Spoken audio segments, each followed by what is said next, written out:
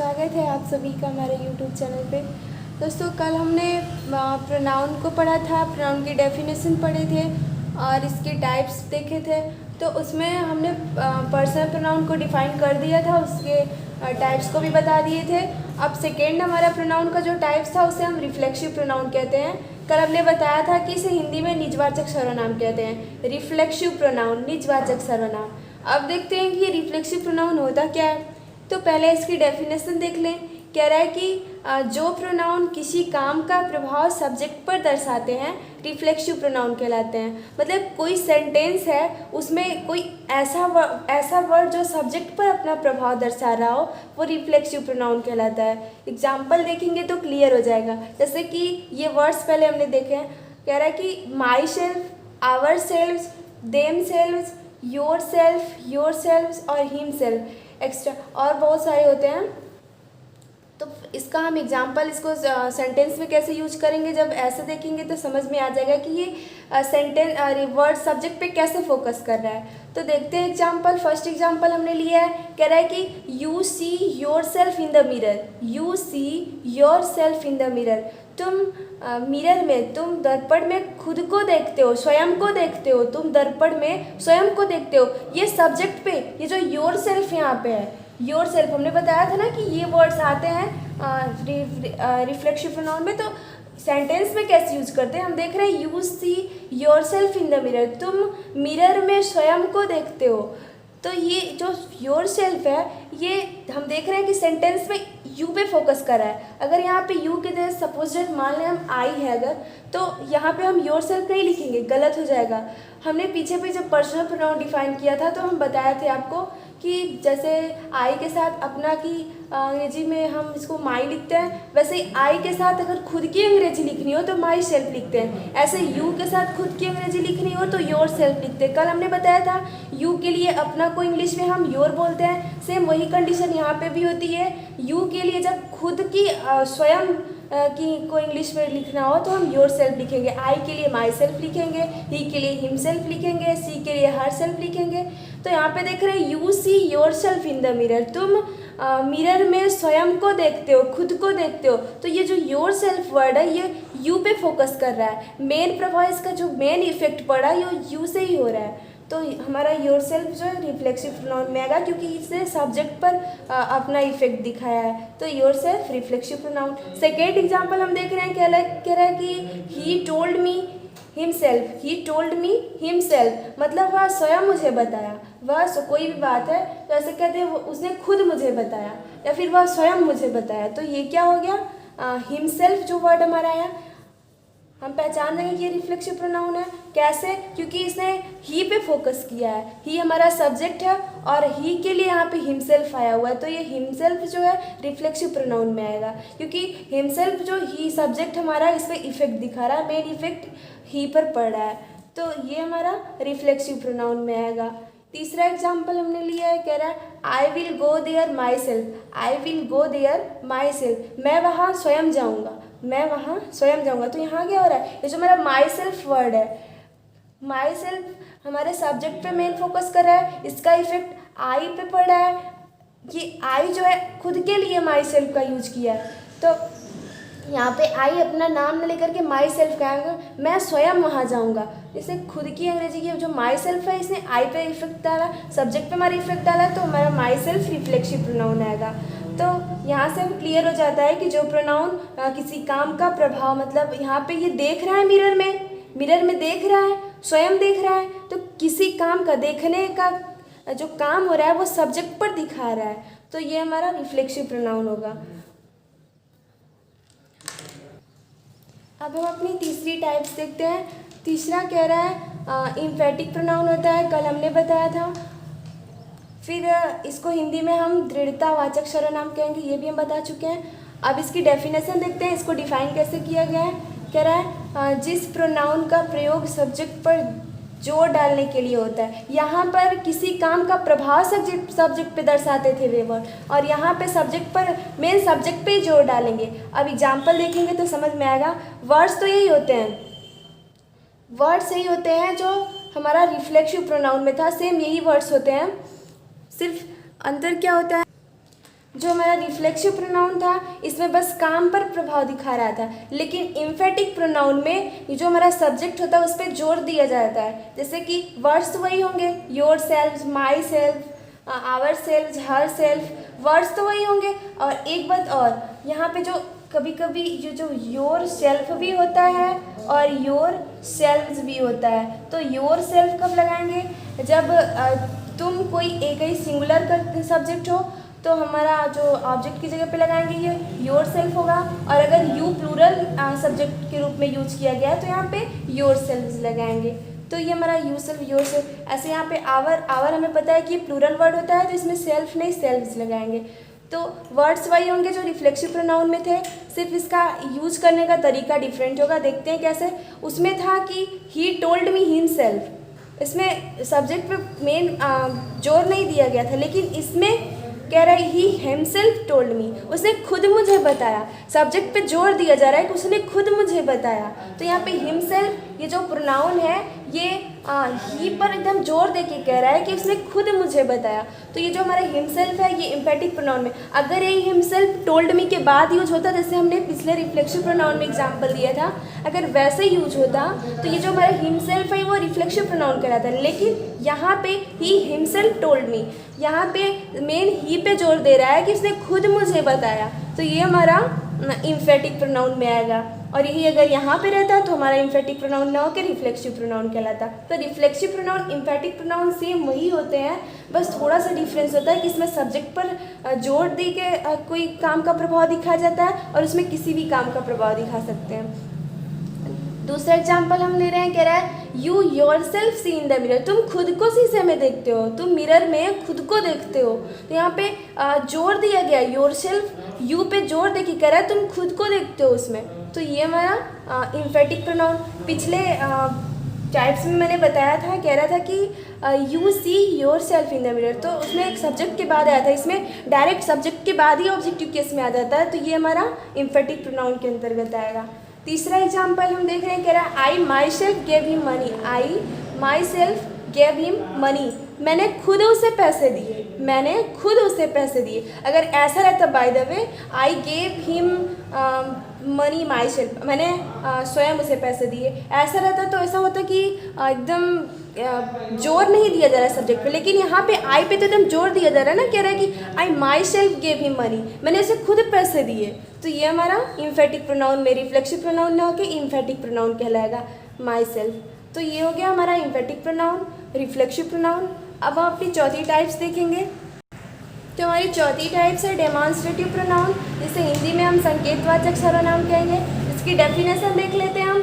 कह रहा है कि वे प्रोनाउन जो किसी व्यक्ति, वस्तु या स्थान की ओर संकेत करते हैं वे डेमॉन्स्ट्रेटिव प्रोनाउन कहलाते हैं। मतलब हम किसी सेंटेंस में कुछ ऐसा बोल रहे हैं जिससे हमें लगे कि हम किसी को इंगित कर रहे हैं, किसी को दिखा रहे हैं, किसी को बताना चाहते हैं, किसी की ओर संकेत करना चाहते हैं, तो ये हमारा डेमॉन्स्ट्रेटिव प्रोनाउन के अंतर्गत आएगा। एग्जाम्पल देखेंगे क्लियर हो जाएगा। इसमें ज़्यादा कुछ याद भी नहीं करना पड़ता है, बस 4 वर्ड्स ऐसे होते हैं जिन्हें हम डेमॉन्स्ट्रेटिव के अंतर्गत रखते हैं। तो 2 इसमें सिंगुलर के हो जाएंगे, 2 हमारे प्लूरल के हो जाएंगे। सिंगुलर में हमारा दिस और डैट आएगा, प्लूरल में हमारे दिस और दो जाएंगे। अब इसका यूज जब एग्जाम्पल देखेंगे कैसे यूज होता है तो क्लियर हो जाएगा डेमॉन्स्ट्रेटिव कहाँ पे कहलाएगा।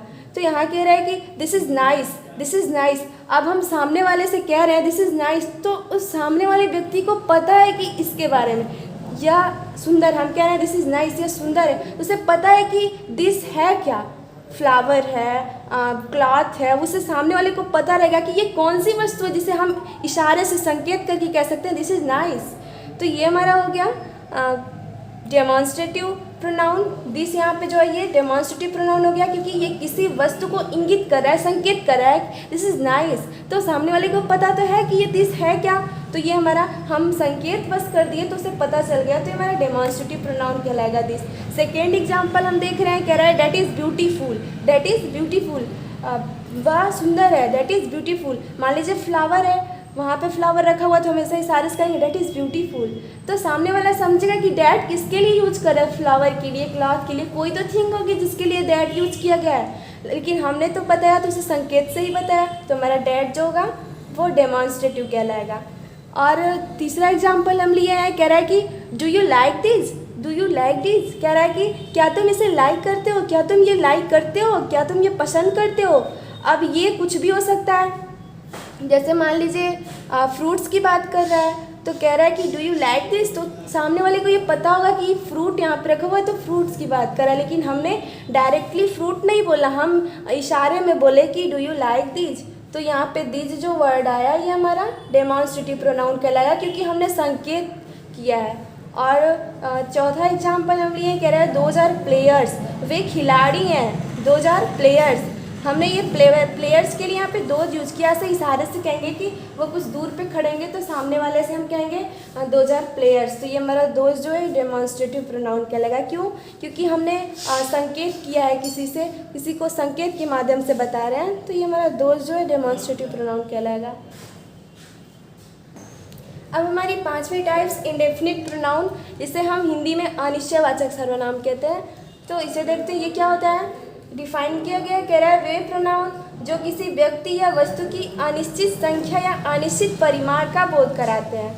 वे प्रोनाउंस, वे सर्वनाम जो एनीवन, कोई भी, कोई पर्सन हो, कोई थिंग हो, उसकी संख्या, नंबर बताए कि वो कितनी है। अनिश्चित संख्या मतलब कि कुछ भी हो सकती है संख्या, कोई निश्चित नहीं है कि 1 2 3 4, कोई संख्या निश्चित ना हो, या फिर अनिश्चित परिमाण का बोध कराए, कोई निश्चित परिमाण ना हो कि हाँ 1 किलो है, 2 किलो है, 3 किलो, ऐसा कोई निश्चित ना हो, अनिश्चित हो, इनडेफिनिट हो, तो वो हमारा इंडेफिनिट प्रोनाउन कहलाएगा। तो वे वर्ड्स या वे प्रोनाउंस जो किसी व्यक्ति या वस्तु की अनिश्चित संख्या या अनिश्चित परिमाण का बोध कराए, वो हमारा इंडेफिनिट प्रोनाउन के अंतर्गत आते हैं। एग्जाम्पल देख रहे हैं, कह रहा है कि सम, अब सम मीन्स होता है कुछ। अब यहाँ पे कुछ क्लियर तो है नहीं, अनिश्चित है, इसका जो ये परिमाण की बात कर रहा है या फिर संख्या की ही बात करें तो सम बॉयज, सम वाटर, तो यहाँ पे कोई निश्चित परिमाण या निश्चित संख्या नहीं हो रही है कि मतलब कि क्या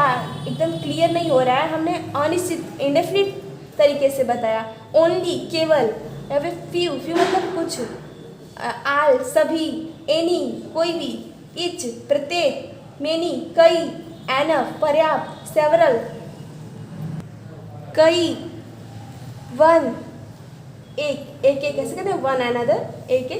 तो अब एग्जाम्पल में देख रहे हैं, कह रहे हैं कि आई मेड 3 किड्स, मैं 3 बच्चों से मिली, मैं 3 बच्चों से मिली। 1 वॉज वेरी नॉटी, एक बहुत शरारती था। अब यहाँ पे मिले तो हम 3 से थे, लेकिन उसमें का एक जो था, अब वो एक कोई भी हो सकता है, कोई ज़रूरी नहीं कि पहला ही हो, दूसरा ही हो, तीसरा हो, कोई भी हो सकता है। तो यहाँ पे जो 1 आया ये इंडेफिनिट है, अनिश्चित है, तो यहाँ पे 1 हमारा इंडेफिनिट प्रोनाउन के अंतर्गत आएगा।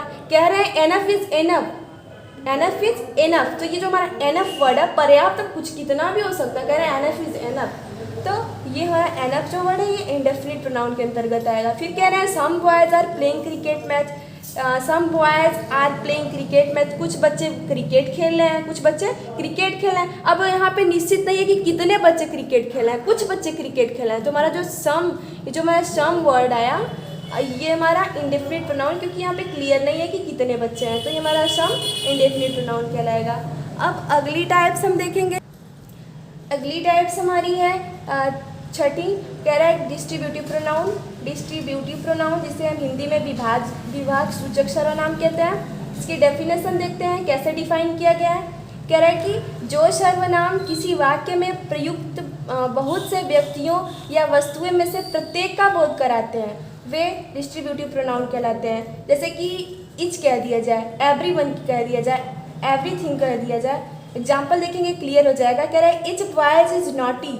अब मान लीजिए ढेर सारे बच्चे हैं, कई सारे बच्चे हैं, अब मान लीजिए कि एक क्लासरूम के पूरे बच्चे हैं। अब उसमें से हम कहेंगे इच बॉयज इज नॉटी, प्रत्येक लड़के जो हैं वो नॉटी हैं, शरारती हैं। हमने उस ग्रुप में, उस क्लास में जितने बच्चे बैठे हुए हैं सब, किसी एक को नहीं, श्योर डेफिनेटली किसी एक को नहीं हम कह रहे हैं, कम्प्लीटली सभी बच्चों को हम कह रहे हैं कि इच बॉयज इज नॉटी, सभी बच्चे शरारती हैं। तो यहाँ पे क्या हुआ, है तो बहुत सारे बच्चे, लेकिन उसमें से प्रत्येक का बोध करा रहे। जो हमारा इच वर्ड है ये सब सारे बच्चों का बोध करा रहा है, तो ये जो इच है वो डिस्ट्रीब्यूटिव में कहलाएगा। कह रहा है एवरीवन नोज टू मी, प्रत्येक लोग, एवरीवन प्रत्येक कोई, नोज टू मी मुझे जानता है, तो मान लीजिए अब ढेर सारे लोग होंगे तभी तो हम कहेंगे एवरीवन नोज टू मी। मान लीजिए कि हम किसी घर में किसी नए लोगों के घर गए तो हम कह रहे हैं एवरीवन नोज टू मी, किसी से कह रहे हैं एवरीवन नोज टू मी, मुझे सभी लोग जानते हैं। तो यहाँ पे क्या हो गया एवरीवन, फैमिली में तो बहुत सारे लोग होंगे लेकिन इसमें एवरीवन आ गया, इससे हमें पता चल रहा है कि घर का एक एक मेंबर हमें जानता है। तो जो हमारा एवरीवन वर्ड है ये डिस्ट्रीब्यूटिव प्रोनाउन में कहलाएगा। तीसरा एग्जाम्पल कह रहा है एवरीथिंग इज माइंड। मान लीजिए ढेर सारी चीज़ें रखी हुई हैं, यहाँ पे खूब ढेर सारी बुक है, कॉपी है, कलम है, ढेर सारी चीज़ें रखी हुई हैं। तो वहाँ पे हम कह रहे हैं एवरीथिंग इज माइंड, सब कुछ मेरा है, एवरीथिंग इज माइंड, प्रत्येक चीज़ें मेरी हैं। यहाँ पे है तो बहुत सारी चीज़ें, उसमें कह रहा है एवरीथिंग इज माइंड, मतलब कि प्रत्येक चीज़ें मेरी हैं। तो ये जो हमारा एवरीथिंग है ये उन वस्तुओं में से सभी को प्रत्येक का बोध करा रहा है। ये नहीं कि सबको ग्रुप वाले सबको कह दे रहा है, उसमें से जितने भी हैं सबको एक एक को कह रहा है एवरीथिंग इज माइंड। तो हमारा जो एवरीथिंग वर्ड है ये डिस्ट्रीब्यूटिव प्रोनाउन के अंतर्गत आएगा। अब हम अपनी अगली टाइप्स देखेंगे। अगली टाइप्स हमारा रेसिप्रोकल प्रोनाउन। रेसिप्रोकल प्रोनाउन जिसे हिंदी में हम परस्परवाचक सर्वनाम कहेंगे। इसकी डेफिनेशन देखते हैं। कह रहा है कि जो प्रोनाउन परस्पर समान व्यवहार प्रकट करते हैं तथा दो भिन्न भिन्न प्रोनाउन से मिलकर बने होते हैं रेसिप्रोकल प्रोनाउन कहलाते हैं।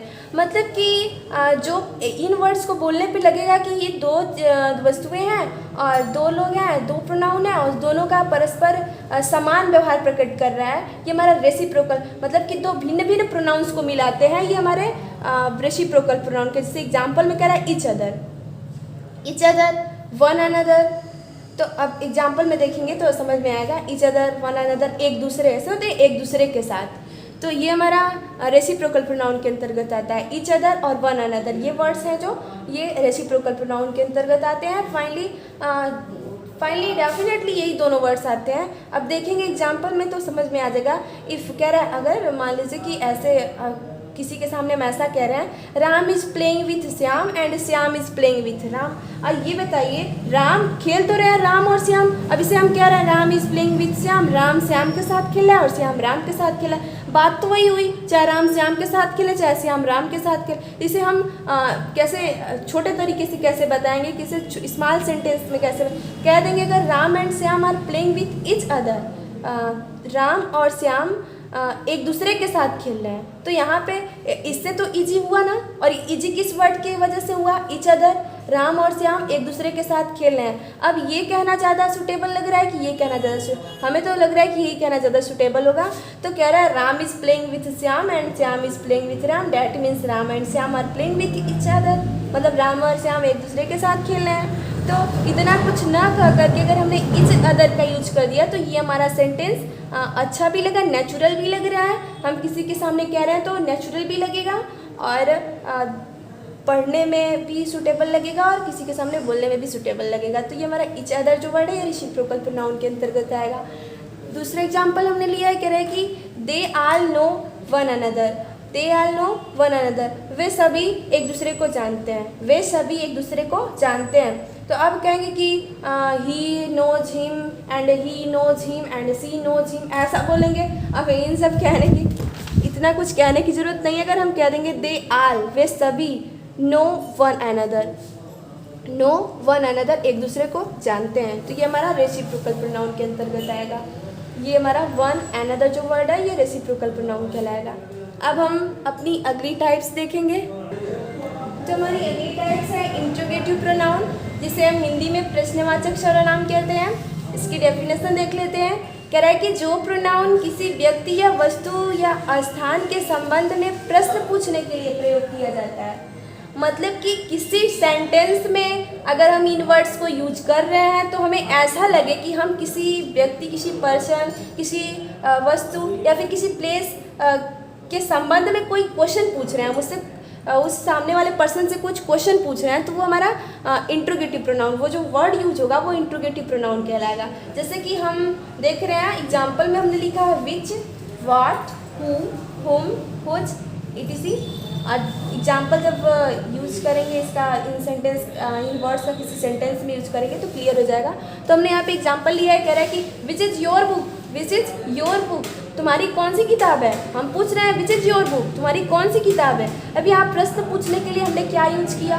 ये वर्ड अगर नहीं रहता तो क्या हमें लगता कि ये हमारा क्वेश्चन पूछा गया है। अच्छा, और जब इसका आंसर मिलेगा, यहाँ पे मान लीजिए हमारा कुछ भी आंसर मिला, तो जो बुक का जो नेम होगा, बुक का कोई भी नेम हो सकता है, फिजिक्स मान लीजिए है, विच इज़ योर बुक, तो कहेंगे फिजिक्स। तो यहाँ पे जो ये नाउन की जगह पे जो हमारा आंसर आया है, नाउन आया। अब इस नाउन की जगह पे प्रश्न पूछने के लिए क्या यूज किया गया था? विच यूज किया गया था। तो विच हमारा इंट्रोगेटिव प्रोनाउन तो कहलाएगा, क्योंकि नाउन की जगह पे यूज किया गया था। और चूंकि ये क्वेश्चन किसी पर्सन से क्वेश्चन किया गया था, तो ये क्वेश्चन वर्ड है, तो ये हमारा इंट्रोगेटिव प्रोनाउन कहलाएगा, विच इज़ योर बुक। फिर दूसरा example, who is this, who is this, कह रहे हैं कि ये कौन है, हु इज़ दिस।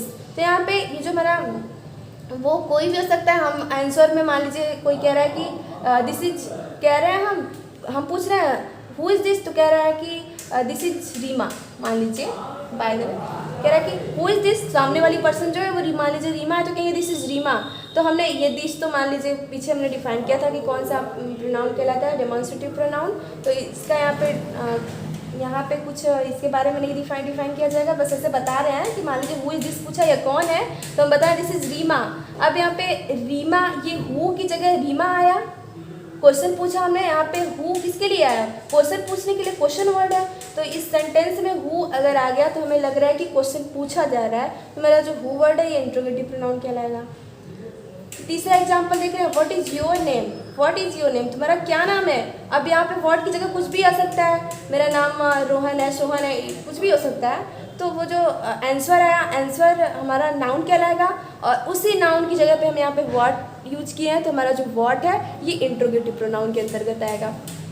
तो ये था हमारा इंट्रोगेटिव प्रोनाउन। अब हम अपनी अगली टाइप्स की ओर बढ़ते हैं। तो हमारी अगली टाइप्स है रिलेटिव प्रोनाउन, जिसे हम संबंधवाचक सर्वनाम कहते हैं।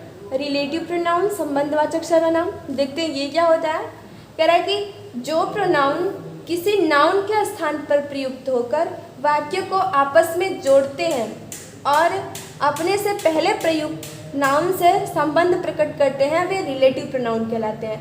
वर्ड वही होंगे जो इंट्रोगेटिव वर्ड होते हैं, लेकिन यहाँ पे क्वेश्चन ना पूछ करके दो सेंटेंस को आपस में कंबाइन किया जाएगा, और जो हमारा उसके सेंटेंस में जो पहला प्रोनाउन होगा वो वर्ड उस पहले प्रोनाउन का संबंध दूसरे वाले सेंटेंस से बताएंगे। जैसे कि हम देख रहे हैं, एग्जाम्पल बताएंगे तो क्लियर होगा। करा the pen which I use is very old. कह रहा है कि वह कलम जो मैंने प्रयोग किया वो जो कि बहुत ही पुरानी थी, वह कलम जो हमने यूज़ किया वो बहुत पुरानी थी, ऐसा है। विच, यहाँ पे विच जो वर्ड आया वो द पेन आई यूज, जो हमने पेन यूज किया था, आई यूज द पेन। तो यहाँ पे ये वाला जो सेंटेंस है विच बीच में आ गया, तो हमें थोड़ा सा बोलने में अजीब लग रहा है, लेकिन यहाँ पे है दो, एक तो है कि the pen is very old, the pen is very old. तो ये जो एक तो पेन को ओल्ड बता रहा है, तो एक सेंटेंस ये हो गया, और जो हमने यूज किया तो इन दोनों सेंटेंस को किसने कंबाइंड किया, विच कंबाइंड किया हुआ है, तो विच हमारा रिलेटिव प्रोनाउन कहलाएगा। दो सेंटेंस को आपस में कंबाइंड कर रहे हैं तो ये हमारा रिलेटिव प्रोनाउन के अंतर्गत आएगा। दूसरा हम देख रहे हैं, कह रहा है this is the chair, this is the chair whose leg is broken. यह कुर्सी है, यह वही कुर्सी है जिसका लेग टूटा हुआ है, यह वही कुर्सी है। दिस इज द चेयर, यह वही कुर्सी है हुज लेग इज ब्रोकन, जिसका पैर टूटा हुआ है। तो दिस इज द चेयर, यह वही कुर्सी है, एक सेंटेंस तो ये हो गया, और लेग इज ब्रोकन, जिसका पैर टूटा हुआ है। तो यहाँ पे इन दोनों सेंटेंस को कंबाइंड किसने किया, ये जो हमारा हुज वर्ड है। तो हमारा हुज जो है इसने दो सेंटेंस को कंबाइंड किया, तो हमारा ये रिलेटिव प्रोनाउन कहलाएगा। और इन दोनों में संबंध भी बताया कि वही कुर्सी है, जो टूटी जो हुई जो कुर्सी है वो वही है, यही कुर्सी है जो टूटी हुई है, जिसका पैर टूटा हुआ है। तो ये इन दोनों सेंटेंस में संबंध भी बताया और हुज इन दोनों को आपस में कंबाइंड भी किया, तो ये हमारा रिलेटिव प्रोनाउन कहलाएगा। तीसरा एग्जाम्पल देख रहा है, कह रहा है कि this is the boy who bites me, यह वही लड़का है, यह वही लड़का है जो मुझे पीटता है, यह वही लड़का जो मुझे पीटता है। यहाँ पे दिस इज द बॉय, एक सेंटेंस ये हो गया, और हु बिट्स मी, जो मुझे पीटता है। तो यहाँ पे मुझे पीटता है, ये जो सेंटेंस है इसको कौन सा वर्ड कंबाइंड किया, हु। तो यहाँ पे हु जो है रिलेटिव प्रोनाउन कहलाएगा। तो ये था हमारा रिलेटिव प्रोनाउन। वैसे उस दिन तो हमने यही बताया था कि हमारे जो प्रोनाउन होते हैं वो 9 टाइप्स के होते हैं, लेकिन कभी कभी कहीं कहीं हम देखते हैं कि एक और प्रोनाउन कहीं कहीं बताया जाता है, एक्सक्लामेटरी प्रोनाउन कभी कभी यूज होता है, कहीं कहीं देखते हैं किसी बुक्स वगैरह में मिल जाता है, तो इसे भी हम डिफाइन कर दें। वैसे ये हमारे मुख्य रूप से 9 टाइप्स के ही होते हैं, और कभी कभी एक्सक्लामेटरी का भी जिक्र कर देता है, तो हम उसे भी बता देना एक्सक्लामेटरी होता क्या है। तो देखिए कह रहा है कि एक्सक्लामेटरी प्रोनाउन, जिसे हम विस्मय बोधक सर्वनाम कहते हैं, ये हमने जब प्रोनाउन की टाइप्स बताया था तो इसे नहीं बताया था, क्योंकि ये कोई मतलब हर बुक्स में नहीं मिलेगा, कहीं कहीं ऐसे दे देता है इसका जिक्र। ये भी सेंटेंस इंट्रोगेटिव ही होता है, इंट्रोगेटिव सेंटेंस की तरह ही होता है, तो इसमें थोड़ा सा बस आश्चर्य प्रकट होता है। देख रहे हैं, कह रहा है कि कभी कभी वाट का प्रयोग प्रश्न पूछने के स्थान पर विस्मय अर्थात आश्चर्य प्रकट करने के लिए किया जाता है। तो ये हमारा एक्सक्लामेटरी प्रोनाउन कहलाता है। हम इसका एग्जाम्पल भी आपको बता दे रहे हैं, जैसे कि मान लीजिए कोई आपसे पूछ रहा है कि कोई कह रहा है शी इज डेड, तो हम कहते हैं व्हाट, हम ऐसे पूछते ना व्हाट, यहाँ पे हमने क्वेश्चन नहीं, हम उससे आश्चर्य में पूछे व्हाट, यहाँ पे आश्चर्य हमें लगा, तो ये हमारा जो व्हाट है ये एक्सक्लामेटरी कहलाएगा। और कहीं अगर मान लीजिए हम जा रहे हैं, कोई स्थान है, तो कह रहे हैं, मान लीजिए वो स्थान आपको बहुत वंडरफुल लगा, तो कहेंगे व्हाट अ वंडरफुल प्लेस, कहते हैं ना ऐसे, व्हाट अ वंडरफुल प्लेस। यहाँ पे क्या हुआ, हमें आश्चर्य लगा कि व्हाट अ वंडरफुल प्लेस, तो यहाँ पे जो व्हाट वर्ड आया है ये इस प्लेस को दिखा रहा है, इस प्लेस को बता रहा है, तो ये हमारा जो व्हाट है यहाँ पे एक्सक्लामेटरी प्रोनाउन कहलाएगा, व्हाट अ वंडरफुल प्लेस। तो ये हमारा एक्सक्लामेटरी में आ गया। तो एक्सक्लामेटरी में एक ही वर्ड हमेशा व्हाट आता है। एक एग्जाम्पल और बता देते हैं। मान लीजिए आप कहीं गए और वहाँ पे आपने खूब ढेर सारे फ्लावर्स देखे, तो वो फ्लावर्स आपको अद्भुत लगे, अच्छे लगे, तो कहेंगे व्हाट अ ब्यूटीफुल फ्लावर, ऐसा बोलते हैं ना, what a beautiful flower, what a beautiful flower.